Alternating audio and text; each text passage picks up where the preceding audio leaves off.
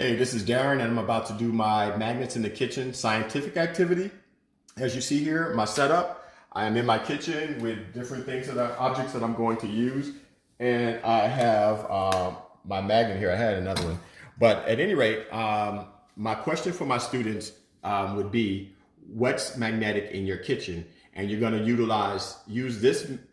a magnet to answer that question. So you're going to go around to various things in your kitchen to see if they're magnetic. All right. So basically, one thing that I want to say before we get started with testing for the magnetic, for ferromagnetism, I want to just say one thing that we have to do as teachers is make sure that we know the type of questions that we want to use and the questioning strategy that we want to use.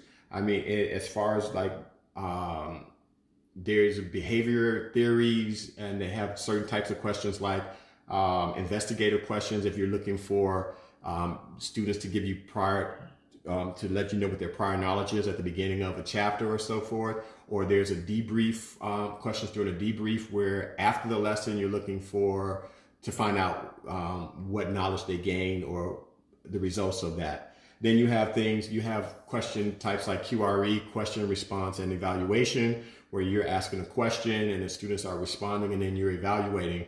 But within that time, you have something called wait time, where I ask a question as a teacher and then I'm silent. I don't say anything for 3 to 7 seconds to allow my students to speak. Then I can use wait time 2 if I want to, not to respond immediately after they respond, after the student responds, in case they want to add something else or in case another student wants to add.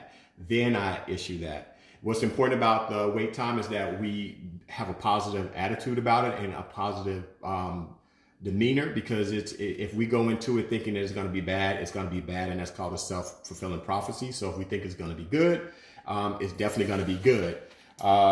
Then we have to know how to use both the convergent and divergent type questions. Divergent are open-ended questions and convergent questions are closed-ended.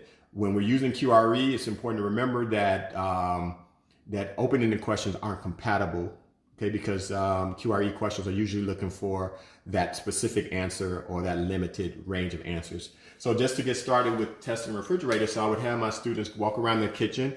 The front of the refrigerator, is it compatible? Is it magnetic? No. The side, yes. My stove, yes. Ninja, no. My sink, no. Spoon, yes. Top to my jar, or jar top, yes. Glass bowl, no. Copper pan, yes. Or what do they call it? Non-stick pan, yes. A pot, no. Knife, yes. So basically I would have them keep a note of everything they've done, and then have it fill out their chart.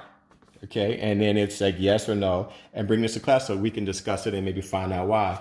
But the key to understanding magnetism is that it's called ferromagnetism, which is a phenomenon by which different objects have a strong magnetic force, like they're going in the same direction on the same way. So this has a magnetic force and it's going in the same direction as the magnet. So it's a very strong one. Some material like this does not have, it's a weak metal, and it's because different metals or materials have been added in. It can become magnetic if certain things are added, but the most prevalent things that are automatically magnetic are iron and cobalt and gadolinium. There you go.